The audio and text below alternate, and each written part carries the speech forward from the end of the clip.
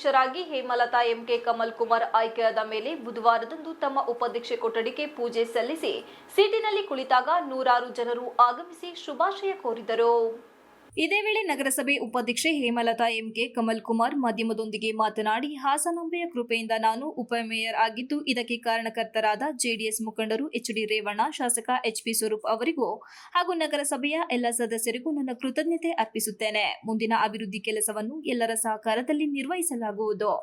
ಪ್ರತಿ ವಾರ್ಡ್ಗಳ ಭೇಟಿ ನೀಡಿ ಸಮಸ್ಯೆಗಳಿಗೂ ಗಮನ ಕೊಡಲಾಗುವುದು. 35 ಜನ ನಗರಸಭೆ ಸದಸ್ಯರ ಸಲಹೆ ಪಡೆದು ಕೆಲಸ ನಿರ್ವಹಿಸುವುದಾಗಿ ಹೇಳಿದರು. ಅದನ್ನ ಮಾಡಿ ತೋರಿಸ್ತೀನಿ. ಅದು ಸಹಕಾರ ಕೊಡೋಕ್ಕೆ ನೀವೆಲ್ಲರೂ ಬೆಂಬಲಾಗಿ ಜನಗಳು ಇದ್ದೇ ಇರ್ತಾರೆ.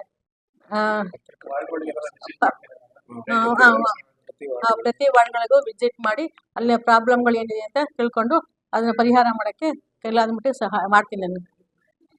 ಮತ್ತೆ ಖಂಡಿತವಾಗೂ ಅಧ್ಯಕ್ಷರು ಸಹಕಾರ ಕೊಟ್ಟೇ ಕೊಡ್ತಾರೆ.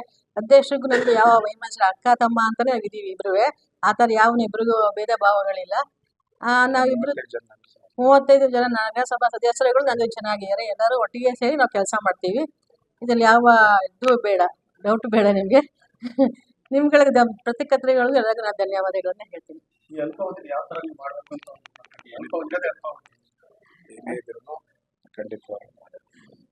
ಕಡಿಮೆ ಸಮಯದಲ್ಲಿ ಎಷ್ಟಾಗುತ್ತೆ ನನ್ನ ಕೈಲಿ ಅಷ್ಟು ಮಾಡಿ ತೀರಿಸ್ತೀನಿ ಸರ್. ಕಡಿಮೆ ಅವಧಿ ಸಿಕ್ಕಿದೆ, ಎಷ್ಟಾಗುತ್ತೆ ಅಷ್ಟು ಮಾಡಿ ತೀರಿಸ್ತೀನಿ ಸರ್. ಹೇಮಲತಾ ಅವರ ಪತಿ ಎಂಕೆ ಕಮಲ್ ಕುಮಾರ್ ಮಾಧ್ಯಮದೊಂದಿಗೆ ಮಾತನಾಡಿ, ಹಾಸನ ಮಹಾನಗರ ಪಾಲಿಕೆಗೆ ಏರುತ್ತಿರುವ ಕರ್ನಾಟಕ ಸರ್ಕಾರಕ್ಕೆ ಅಭಿನಂದನೆ ಸಲ್ಲಿಸುತ್ತೇನೆ. ಹಾಸನ ನಗರಸಭೆ ಉಪಾಧ್ಯಕ್ಷರಾಗಿ ಆಯ್ಕೆಯಾದಂತಹ ನನ್ನ ಧರ್ಮಪತ್ನಿ ಹೇಮಲತಾ ಅವರು ಪದಗ್ರಹಣ ಸಮಾರಂಭದ ವೇಳೆ ಉಪಮೇಯರ್ ಆಗಿ ಬಡ್ತಿ ಪಡೆದಿದ್ದಾರೆ. ಈಗಾಗಲೇ ಸರ್ಕಾರದಿಂದ ಸೂಚನೆ ಬಂದಿದೆ. ಹಾಸನ ನಗರದ ಅಭಿವೃದ್ಧಿಗೆ ಕಾರ್ಯನಿರ್ವಹಿಸಲಾಗುವುದು. ನಾನು ಕೂಡ ನಗರಸಭೆ ಸದಸ್ಯನಾಗಿರುವುದರಿಂದ ನನ್ನ ಪತ್ನಿಗೆ ಮಾರ್ಗದರ್ಶನ ನೀಡಲಾಗುವುದು ಎಂದರು. ನಗರಸಭೆ ಅಧ್ಯಕ್ಷರಾಗಿರುವ ಎಂ ಚಂದ್ರೇಗೌಡರು ಮೇಯರ್ ಆಗಿದ್ದು, ಎಲ್ಲ ಸದಸ್ಯರು ಕಾರ್ಪೊರೇಟರ್ ಆಗಿದ್ದು, ನಗರದ ಸರ್ವತೋಮುಖ ಅಭಿವೃದ್ಧಿಗೆ ಮುಂದಾಗುವುದಾಗಿ ಇದೇ ವೇಳೆ ಹೇಳಿದರು.